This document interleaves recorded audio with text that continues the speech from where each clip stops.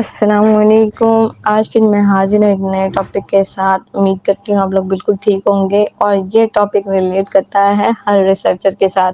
Means जो भी student अपना थीसिस लिखता है उसका सबसे बड़ा प्रॉब्लम ये होता है कि वो साइटेशन और रेफरेंस किस तरह अरेंज करें। और अक्सर सुपरवाइज़र्स की तरफ से डांट पड़ती है कि हमारा साइटेशन और रेफरेंस बिल्कुल ठीक नहीं है, तो इनको करेक्शन की ज़रूरत होती है। और ज़्यादातर जो साइटेशन और रेफरेंस यूज़ होते हैं वो ऑलमोस्ट 2 टाइप्स के होते हैं जो हम मोस्टली यूज़ कर रहे होते हैं। उनमें फर्स्ट टाइप ये होता है कि वो सेंटेंस के स्टार्ट में या सेंटर में यूज़ हो रहा होता है और सेकंड वाला जो होता है वो end of the sentence use हो रहा होता है। तो ये 2 अलग-अलग किस्म की जो डिफरेंस है ना वो आज हम क्लियर करेंगे और मोस्टली ये दोनों ही यूज़ होते हैं। देखिए, अब जो मैंने हाइलाइट किया हुआ है ये मेरा सेंटेंस के एंड में लिखा हुआ वो साइटेशन है। यानी ये मैंने सेंटेंस के एंड में लिखी है साइटेशन, तो मेरी साइटेशन के साथ एक ब्रैकेट स्टार्ट में होगी और फिर ऑथर का सेकंड नेम होगा, ईयर ऑफ पब्लिश होगा और फिर सेकंड यानी क्लोज ब्रैकेट क्लोज कर देंगे। तो ये मेरी साइटेशन कंप्लीट हो जाती है। इसी तरह अगर मैं सेंटेंस के साथ-साथ लिखती रहूँगी तो फिर मैं इसी सेंटेंस के एंड में लिखूँगी तो मैं इसी तरह से ही लिखूँगी।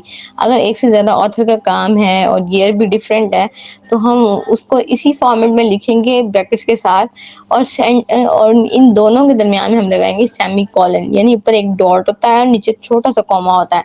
सेमीकोलन यूज़ करेंगे, ठीक है। उसके बाद आ जाएंगे हम अगर सेंटेंस के एंड में यूज़ कर रहे हैं तो हम कोशिश करेंगे कि फुल स्टॉप ना लगाएं, क्योंकि ये भी मेरे पैराग्राफ के अंदर साइटेशन है तो मैंने इसके साथ फुल स्टॉप लगाया है नेक्स्ट सेंटेंस को स्टार्ट करने के लिए। ठीक है, यहाँ तक का क्लियर।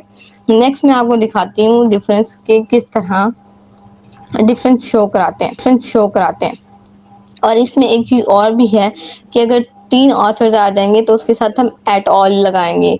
वो भी मैं क्लियर कर दूँगी किसी वीडियो में कि कितने ऑथर्स के बाद एट ऑल लगता है और कितने ऑथर्स के बाद हम अभी देख लें। यहाँ पे मेरे सामने आ गया तो मैं यहाँ क्लियर कर देती हूँ। ये 3 ऑथर्स होंगे तो एट ऑल आएगा, ठीक है। और अगर 3 से ज़्यादा होंगे एट ऑल के दरमियान में एक डॉट आएगा और एल के बाद डॉट कॉमा आएगा, ठीक है। ये 3 ऑथर्स हैं तो हमने ऐसे लिखा और ये लिखा है मैंने सेंटेंस के सेंटर में। तो मेरी जो ब्रैकेट है वो ईयर के पास आ गई है और ईयर मैंने ब्रैकेट में कर दिया, ठीक है। दोनों साइटेशंस में मैंने इसी तरह किया है। जो हमारी ब्रैकेट है वो ईयर को कवर कर रही है, ना कि ऑथर को भी साथ में कर रही है, ठीक है। और उसके बाद आ जाते हैं हम नेक्स्ट देखते जाते हैं और कवर करते जाते हैं। कुछ डिफरेंस है तो साथ साथ क्लियर कर लेते हैं, ठीक है। अब देखिए यहाँ पर भी सेम कि एक ऑथर के 2 नाम है जो कि उसने उसके साथ यूज़ किए हुए हैं ब्रैकेट के साथ और ये एक स्लैश के साथ डैश के साथ यूज़ किए हुए हैं। तो इसी तरह ही आएगा। हम उसका एक एरिया यूज़ नहीं करेंगे, दोनों यूज़ करेंगे, ठीक है। नेक्स्ट अब देखते जाते हैं और यहाँ पे देखें national curriculum development of social sciences की इसकी भी ये भी साइटेशन है जो कि उन्होंने एक रूल के थ्रू यूज़ किया जो 5 6 7 8 सो ऑन। तो वो हम सारा साइट कर देंगे साथ साथ, ठीक है। उसके बाद हम साथ में इसके एंड में रेफरेंस भी देख लेंगे कि रेफरेंस कैसे होंगे, ठीक है। अभी मैं आपको क्लियर करती जाती हूँ डिफरेंस के। अगर मैंने थीसिस के अंदर कोई साइटेशन यूज़ की है तो इसमें डिफरेंस कितना आ रहा है। आप देखें एक ही तरह का काम जो है ना वो काफ़ी सारे ऑथर्स ने किया हुआ है, तो मैंने इन सब को साइट किया एक साथ ही, ठीक है। अब देखें ये 3 से ज़्यादा ऑथर्स थे तो यहाँ मैंने एट ऑल भी यूज़ किया हुआ है और ब्रैकेट में लिखा हुआ है, ठीक है। क्लियर होता जा रहा है। आप लोगों को अगर कुछ क्वेश्चन हो तो मुझे कमेंट सेक्शन में कर सकते हैं, ठीक हो गया। उसके बाद देखें यहाँ पर भी सेम ऑथर का मैंने यहाँ पर फुल स्टॉप यूज़ नहीं किया क्योंकि ब्रैकेट का मतलब ही है कि सेंटेंस का एंड हो गया है। यानी जब हम ब्रैकेट क्लोज कर देते हैं इसका मतलब है सेंटेंस कंप्लीट है, हमें फुल स्टॉप लगाने की ज़रूरत नहीं है, ठीक है।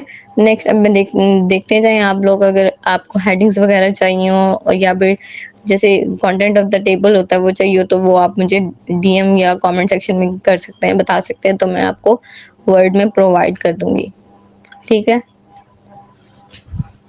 अब यहाँ पे आप डिफरेंस देखते रहिएगा साथ साथ कि मैं किस तरह बता रही हूँ, डिफ्रेंशिएट कर रही हूँ।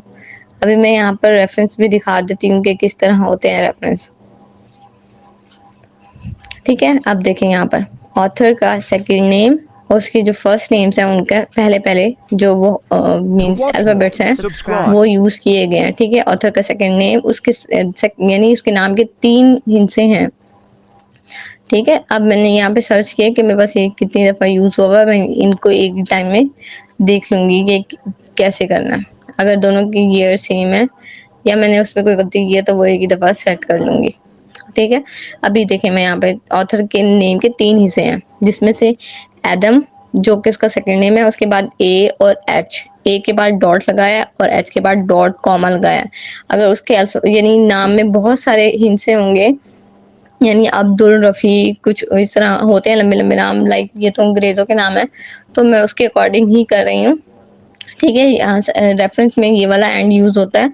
ठीक, और जो टाइटल होता है उसके हर वर्ड को हम कैपिटल रखते हैं और जो हेल्पिंग वर्ब होते हैं वो कभी भी कैपिटल नहीं आते। ठीक है, और इसकी जो पब्लिशिंग है वो इस ऑथर ने खुद ही अपने ही नाम से ही रखी हुई है तो इसे हमने इटैलिक कर दिया है। और ठीक है, उसके बाद आते हैं हमारे पास वॉल्यूम जो है वो 33 है और उसका वॉल्यूम का एक इशू होता है वो 15 है। ठीक है, उसके ये ब्रैकेट में लिखा है, उसके बाद कॉमा यूज़ हुआ है, फिर उसके बाद पेज नंबर, फिर उसके बाद डैश और उसके बाद यानी पेज नंबरिंग जहाँ एंड हो रही है वो और फिर डॉट। ये एक एक डॉट भी बहुत इंपॉर्टेंट होता है, यानी ऑथर्स के नाम कंप्लीट होंगे तब डॉट लगाएंगे, इशू कंप्लीट होगा कॉमा लगाएंगे और सेंटेंस कंप्लीट होगा यानी हमारे एक रेफरेंस कंप्लीट होगा तो 1 डॉट लगाएंगे। इसी तरह नेक्स्ट सेंटेंस नेक्स्ट रेफरेंस में देखें तो एक ऑथर है और उसकी पब्लिशिंग जहाँ पब्लिश हुआ है आर्टिकल वो इटैलिक फॉर्म में है। तो मैं यहाँ पर बता रही हूँ आपको कि जो मेरी साइटेशन में यानी वो टाइटल था उसका सेकंड वर्ड जो है वो कैपिटल होगा। ठीक है, यहाँ तक क्लियर है? ठीक, नेक्स्ट वीडियो तक के लिए मुझे दें इजाज़त, तो मिलते हैं एक नई